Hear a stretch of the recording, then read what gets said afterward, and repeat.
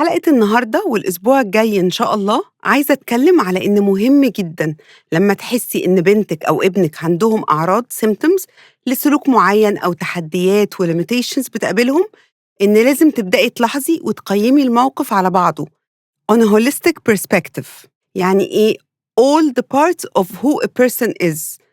يعني تبُصّي ما خلف الأعراض والتحديات اللي بيقابلها طفلِك، لإن ما فيش طفل بيقرر إنه مثلًا to misbehave أو إنه مش قادر يمشي أو يتكلم أو أي عرض تاني في طفلِك، وحتى علم الجينات بيقول إن أيوه في أمراض وسمات وراثية بتكون ما حدش له يد فيها، بس لازم يكون في trigger من الenvironment اللي الطفل فيه عشان الsymptoms دي تظهر. لازم نبحث ما وراء اللي إحنا شايفينه what's behind the surface، لأن الapproach ده هيساعدِك توصلي لأصل العرض اللي أنتِ شايفاه، والتعامل مع أصل العرض مختلف تمامًا عن مجرد طريقة إخفاء العرض. مثلًا لو طفل عنده حرارة بتبدئي تدّي له مخفض بيخفّض الحرارة، بس طول ما إحنا ما عرفناش إيه سبب اللي طلّع الحرارة دي، هتفضل تطلع وندّي مخفض يداري الأعراض وهكذا. بس مش بيعالج أصل المشكلة. اللي بيحصل بقى لمعظم الأمهات والآباء إن هم بيبذلوا كل طاقتهم سواء الإيموشنال أو الفاينانشال في ثيرابيز وعلاجات، وممكن ما يوصلوش للنتائج اللي ترضيهم. عشان كده المايند سيت لازم تتغير، إن بنتك أو ابنك مش محتاجين فيكسينج، هم لازم يتبص لهم على إن هم واحدة واحدة. Look as a whole child who is struggling a bit and there is a room for improvement. لازم تفرقي بين بنتِك أو ابنِك كواحدة ومشاكله السلوكية أو التحديات والlimitations اللي بيمُر بيها.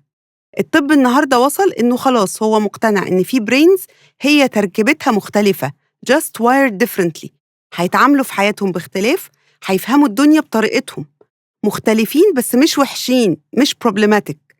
المهم نعلّمهم يندمجوا في الحياة بطريقتهم، يكبروا ويكونوا أحسن نسخة من نفسهم، مش من اللي إحنا عايزينهم يكونوا. زي ما لينا علي في الحلقة اللي فاتت اتكلمت وقالت إحنا لازم نشوف إيه اللي مخلي الطفل ده أو الطفلة دي بيتصرفوا كده، ده هيقلل صراعات ومعاناة كتيرة قوي. دي كانت المقدمة، تعالوا بقى نشوف الموضوع from a deeper perspective. النهاردة الطب ما يقدرش يفرق بين مخ الإنسان وجسم الإنسان، وإن هما الاتنين بيأثروا على بعض. يعني there is a brain-body connection. الجسم is connected to the brain عن طريق الجهاز المركزي العصبي اللي هو الcentral nervous system.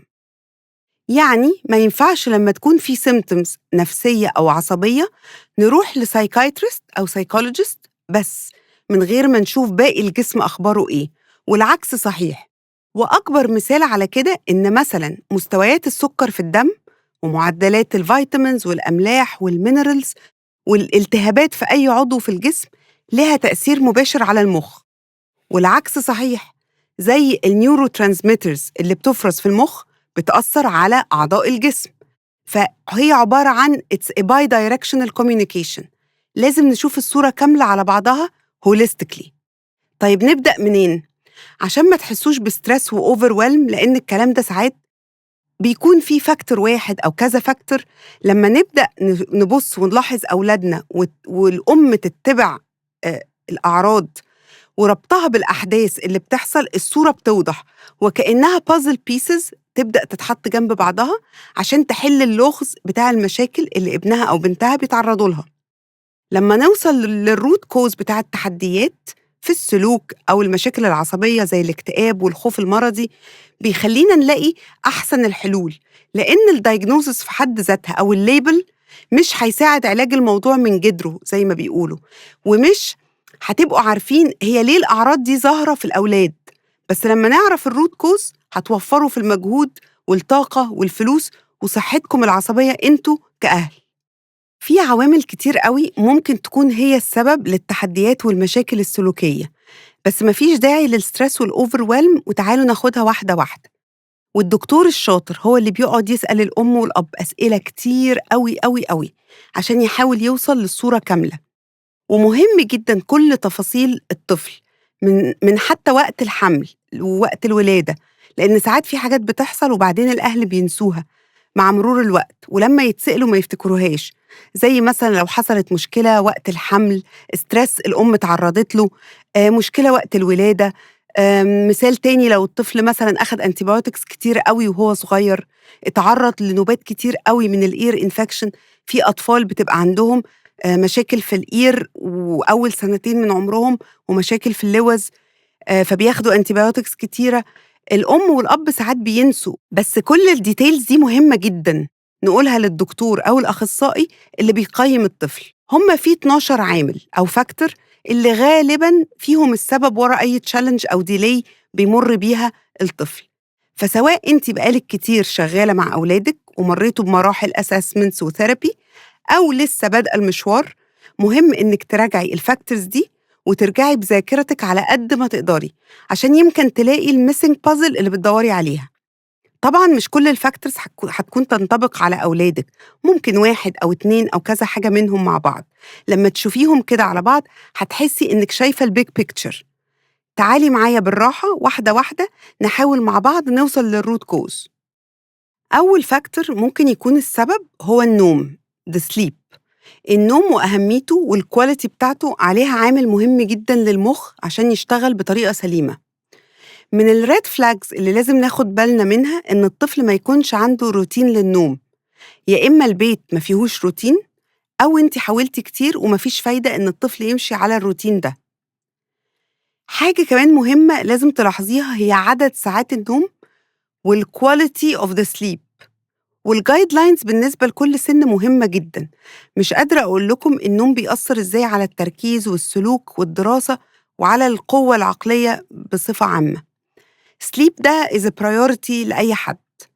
مثلًا أول سنة من عمر الطفل الطبيعي إنه يكون بينام معظم الوقت في اليوم، في ال24 ساعة هو نايم. الtoddlers اللي هي من أول سنة وشوية لحد 3 سنين أو 4 سنين محتاجين من 12 ل14 ساعة نوم. الpreschoolers اللي هم 4، 5، 6 سنين محتاجين من 10 ل12 ساعة. مرحلة فترة الابتدائي الطفل بيبقى محتاج 10 ساعات. الpreteen years والteen years محتاجين من 8 ل10 ساعات. دي كمية النوم الquantity. بس كمان زي ما قُلت في حاجة اسمها the sleep quality. هل الطفل وهو نايم مش بيكون نايم نوم عميق؟ كل شوية بيصحى، بيقعد يرفّص مثلًا في اللي نايم جنبه أو بيخبّط في الfurniture اللي جنب السرير، بيتحرّكوا كتير، يعني بتبقي سايباهم نايمين في حتّة، بعد كده بتلاقيهم في حتّة تانية خالص من السرير، بيقعوا كتير. راقبي الأولاد وهُم نايمين، لإن ساعات الrestless sleep بيكون له أسباب كتير، زي مثلًا الsleep apnea، نقص في الحديد في الدم، نقص المغنيسيوم، السُكّر كتير في الدم أو السُكّر قليل. في حاجة تانية كمان اسمها restless legs، ودي كمان ممكن اللي بييجي له من الناس الكبيرة تحس بيها، لمّا تدخل تنام وتبدأ رجليك أو رجليكِ تكون itchy وتتخبط في بعض، دي حاجة اسمها restless legs وبتكون بسبب نقص المغنيسيوم عادةً، وده بيسبب عدم النوم العميق. برضه راقبوا الأولاد لو بياخدوا وقت طويل أكتر من 20 دقيقة عشان يناموا من ساعة ما بيدخلوا السرير، زي برضه اللي بينام أول ما يحط راسه على المخدة، دي علامة تعب شديد جدًا، أو نوم الليلة اللي قبلها كان مش كافي. عامةً الجسم overtired، وده برضه أكيد بيأثّر على الattention والقدرة العقلية بشكل عام. اللي مش بيعرفوا يناموا على طول علامة إن الnervous system بتاعهم مش بيعرف to turn off أو to shut down بسبب overthinking في مخهم أو anxiety توتر أو أي حاجة محتاجة إن إحنا نبُص عليها. برضه الأولاد اللي عندهم أحلام مزعجة وبيصحوا كتير خلال الليل ومش بيعرفوا يناموا تاني على طول أو بيكونوا خايفين لمّا بيصحوا بالليل، كل دي red flags، ولمّا بنتعامل معاها كتير من الأعراض يا إما بتختفي أو بتقل جامد. عايزة أقول لكم لمّا النوم بيكون مأثّر على الأولاد بيأثّر على مزاجهم لدرجة إن ممكن ييجي لهم نوبات غضب ويكون سببها مشاكل النوم. زي ما قُلت الsleep apnea من أكتر الحاجات اللي ممكن بتيجي مش بس للكبار زي المُتعارف عليه، لأ دي شائعة عند الأطفال كمان. هو الاسم العلمي بتاعها بالعربي بيقولوا إيه، انقطاع النَفَس النومي المركزي. الموضوع ده مش بس بيأثّر physically على جسم الإنسان، لأ ده له تأثير على الصحة النفسية والقدرة العقلية. من أكتر الsigns بتاعته الشخير اللي هو الsnoring irregularly، يعني اللي دايمًا، دايمًا، دايمًا ممكن يكون من اللحمية، ممكن حاجة تكون نيورو من المُخ بتأثّر على التنفُّس، وممكن يصحوا يعملوا صوت زي إن هُم مش عارفين ياخدوا نَفَسهم، فبيصحوا لإن جسمهم بيدّيهم زي انتباه كده إن هُم يصحوا. لازم دكتور أنف وأذن ومتخصص في الsleep disorders يتاخد رأيه ويتعمل فحوصات، بس اللي لازم تتأكدوا منه إن النوم له تأثير مباشر على صحة وعمل وكفاءة المُخ، بس أكتر حاجة under appreciated كfactor. يكفي إن أنا أقول لكم إن في دراسة في أمريكا بتقول إن من 25 ل40% من الأطفال المتشخّصين ADD وADHD عندهم مشكلة في النوم ساهمت في تشخيصهم. حاجة تانية مهمة لو الأولاد بتستخدم السكرينز لوقت متأخر قبل النوم، ده بيأثّر على إن هم يناموا أو يفضلوا نايمين، هي بتأثّر على الquantity والquality بتاعة النوم، وبتأثّر على الغدة اللي بتفرز هرمون الميلاتونين اللي هو هرمون النوم، ولو النوم مش متضبّط مهما تعملوا من therapy sessions وintervention مش هتوصلوا للنتيجة المطلوبة، فلازم تتكلموا مع الدكتور أو الأخصائي اللي بيتعامل مع الطفل أو المراهق، ولو قالوا إن ده مش شيء مهم ومش هيأثّر على الطفل، روحوا شوفوا حد تاني. لازم to rule out الsleep apnea والmagnesium levels والiron levels ومشاكل النوم بوجه عام، لإن ليها تأثير مباشر في الأعراض اللي أنتم بتشوفوها. تاني factor أو عامل هو التغذية الdiet and nutrition، وده برضه بيكون مهم جدًا لأسباب خاصة بالسلوك والقدرة العقلية للطفل. راقبي أولادِك، هم بياكلوا كفاية طول اليوم والّا هل دايمًا بيعملوا skipping للفطار أو نِفسهم مسدودة معظم الوقت؟ يعني مش بياخدوا الcalories والnutrients اللي جسمهم محتاجهم. في micronutrients وفي macronutrients، الجسم والمخ محتاجهم for optimal functioning. الماكرونيوترينتس دي هي البروتينز، الفاتس، الستارش والكربوهيدراتس. المايكرونيوترينتس اللي هي الفيتامينز والمينرالز. في ريد فلاجز تانية إن الأولاد ممكن يكونوا بياكلوا طول النهار عمال على بطال، ده ممكن يكون بسبب إن الجسم مش بيمتص الأكل كويس والنيوترينتس اللي فيه، فالجسم دايماً محتاج يعوض. ممكن برضو يكون بسبب infection زي مثلا اليست اوفر جروث بيخلي الجسم دايما جعان. ممكن dysregulation في مستوى السكر بالدم برضو بيخليهم جعانين معظم الوقت. فهنا الأكل القليل زيادة عن اللزوم والكتير زيادة عن اللزوم محتاج to be addressed، لأنه بيأثر على قدرة الجسم والمخ على النمو. في ريد فلاج تانية لما الطفل بيكون عايز نوع معين من الأكل، craving لنوع معين زي الكربوهيدرات أو الديري أو الشوجرز، يعني craving نهم إن هو ياكل الحاجات دي وما بيبقاش فيها كنترول، هو مش قادر يعمل كنترول على نفسه، هو عايز الحاجات دي على طول. دي لازم يكون ليها underlying cause برضو وندور عليه، وده برضو بيأثر على السلوك والدراسة وعمل المخ. حاجة تانية كنت اتكلمت عليها الskipping meals اللي هو بيحرم الجسم والمخ من عناصر غذائية المخ والجسم محتاجها، زي مثلا اللي مش بيفطروا، بيكون طبعا طول فترة الليل دي انقطاع عن الأكل، والجسم الصبح عايز يعوض فترة الانقطاع دي، فأنت لما مش بتديله الوجبة بتاعة الفطار بتأثر على المود والبيهيفير بشكل مباشر. برضو الأطفال البيكي ايترز، والبيكي ايتنج ده بيكون طبيعي في سنوات الطفل الأولى، لكن لو فضل كده لحد سن المدرسة وبقى ريجيد قوي في الفود تشويسز بتاعته، ده بيحرم الجسم من فيتامينات ومعادن معينة، وده بيقع تحت feeding أو eating disorders وبيأثر تأثير مباشر على التركيز. لو الطفل بياكل كويس ككمية يعني كسعرات حرارية، بس اختياراته مش بتساعده يكون فيها فرايتيز كتير، زي الستاندرد أمريكان دايت بيبقى مليان بفاست فود، صودا، فرايز، شوجر لودد فود، فبيحرم الجسم من نيوترينز تانية هو محتاجها.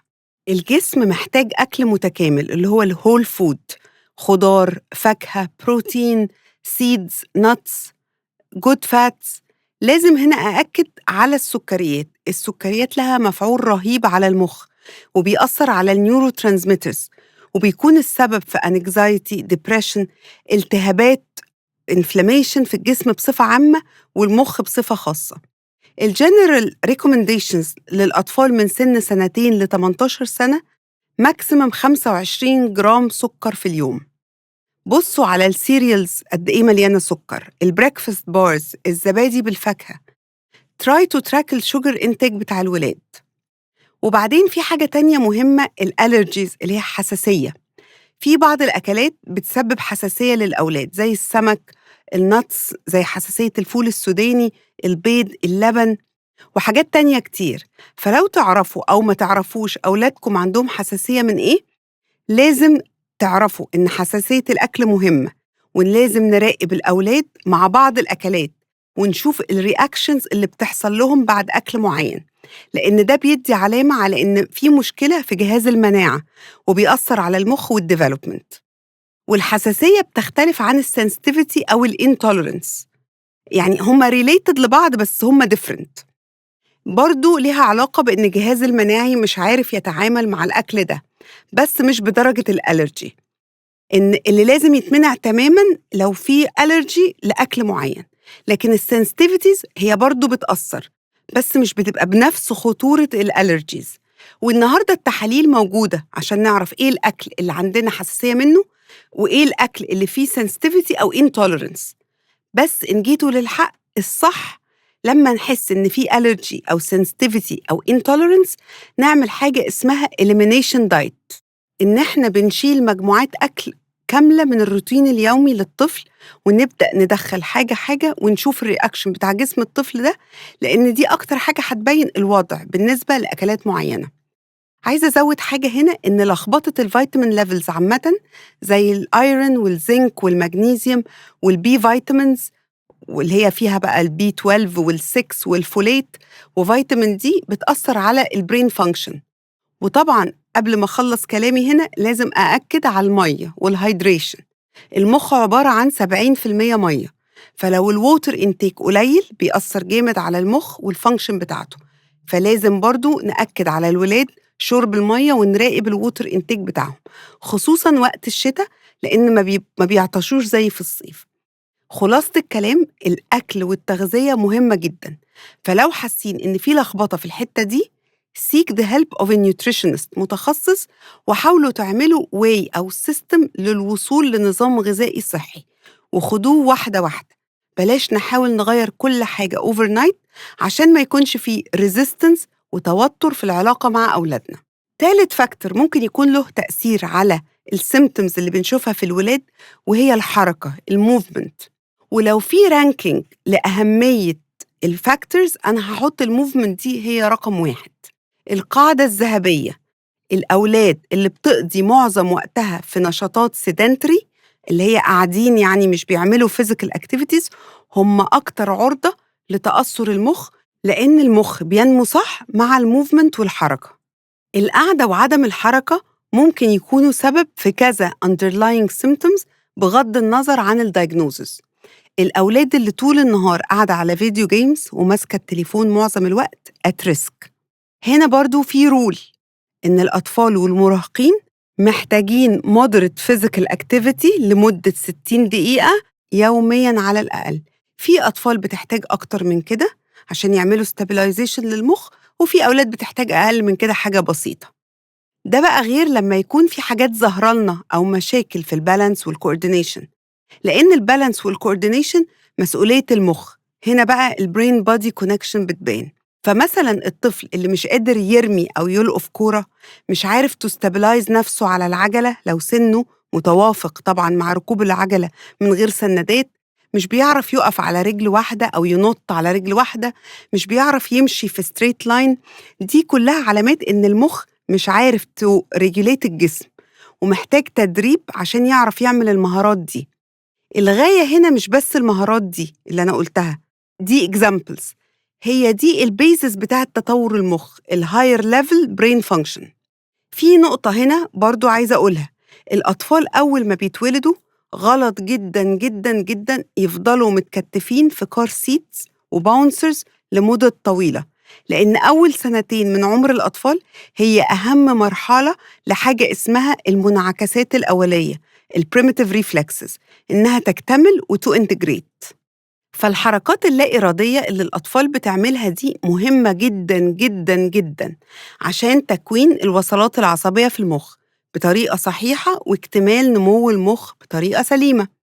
الtummy time أول ما الطفل يعرف يتحكم في رقبته من أول سن شهرين، مهم برضه جدًا، جدًا إن الأولاد تعمل tummy time. الأولاد اللي بتتحرم من الحركات التلقائية دي بيحصل لها brain growth compromise، والنمو مش بيحصل بشكل سليم وبيأثر على الطفل فيما بعد. الحركات دي بتبدأ من والطفل لسه في رحم أمه، يعني الموفمنتس اللي بتحصل في بطن الأم من أهم الحركات اللي بنتولد بيها، وهي أساس نمو المخ. عشان كده لما بيحصل تروما أثناء الحمل أو وقت الولادة بيحصل ستاكنس في الريفلكسز دي، وبتبقى اسمها retained reflexes، وبتأثر على الحالة النفسية والمزاجية ونمو المخ فيما بعد حتى لما الأطفال يكبروا. في برضه red flags لما الطفل بيكون بيعمل حركات repetitive اللي هي متكررة معظم الوقت، يعني هي بيكون كأنه craving حركات معينة زي النط، الجامبينج أو اللف حوالين نفسه السبيننج، وبيقدر يستحمل الحركات دي لمدة طويلة غير معتادة. ده معناه في حاجة مش integrated، وما تحاولوش توقفوا الحركات دي لأنها بتكون بتخدم وظيفة معينة جسمهم محتاجها، ومخهم بيكون محتاج الحركة دي عشان السنسوري انتجريشن اللي هي حاجة اسمها المعالجة الحسية. برضه ساعات لما الطفل بيرفض بعض الحركات زي إنه يتمرجح أو إنه مش بيرتاح إن رجليه ترتفع على الأرض، بيخاف، دي حاجة برضه ليها علاقة بالبرين بادي كونكشن. وما نحاولش إن إحنا نضغط على الطفل يعمل حاجة هو مش قادر يعملها، يعني نساعده ونقدم له الproper intervention للskill دي بس بدون ضغط عليه، لأن هو if he could he would. وبرضه لازم ناخد بالنا إن الحاجات دي بتأثر على اكتمال ال higher level function of the brain والself regulation التلقائي. برضه من الحاجات اللي الضوء بقى متسلط عليها أوي الtoe walking، اللي هم الأولاد اللي بتمشي معظم الوقت على طراطيف صوابعها كده.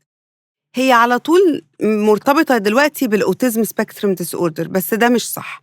الtoe walking ممكن يكون له علاقة فعلًا بالbrain body connection، أو له علاقة بنوع تقلُّص في العضلات اللي هو الmuscle tightness، أو حاجة نيورو من المخ، أو بتكون عند الأولاد اللي عندهم chronic constipation الإمساك المزمن، أو chronic pain ألم مزمن ومش عارفين يوصفوه، فبيعملوا اللي هي المشية اللي على الصوابع دي. ساعات الحركات دي بتكون إحنا مش فاهمينها، ساعات بتكون بسبب anxiety أو حالة خوف عند الأولاد. الأهل بيبقى عندهم رغبة إن هم يوقفوا الحركات دي، بس إحنا لازم نبُص ما وراء الحركات، هم ليه في الأساس بيعملوها، مش مجرد نحاول نوقّفها وخلاص. هنا بقى الoccupational therapist الشاطر مهم جدًا يفحص الطفل. أنا النهارده ناقشت ال3 عوامل أو factors ممكن يكون فيهم السبب ورا الchallenges أو الlimitations اللي بيمُر بيها أي طفل neurodivergent. take it easy، ابدأوا راقبوا أطفالكم، بلاش نبُص على الsymptoms ونحاول نوقّفها، لازم نعرف ما وراء الsymptoms. صدقوني دي الطريقة اللي بتنجح على الlong run، وبتوفّر مجهود وطاقة وبتجيب نتايج حلوة أوي، لإن أنتِ وصلتِ خلاص لسبب الsymptom السبب الرئيسي. الحلقة الجاية إن شاء الله هاكمّل بقية كلامي على الfactors اللي بتexplore الroot cause، ولو في أي استفسارات please ابعتوها لي وأنا هاناقشها إن شاء الله.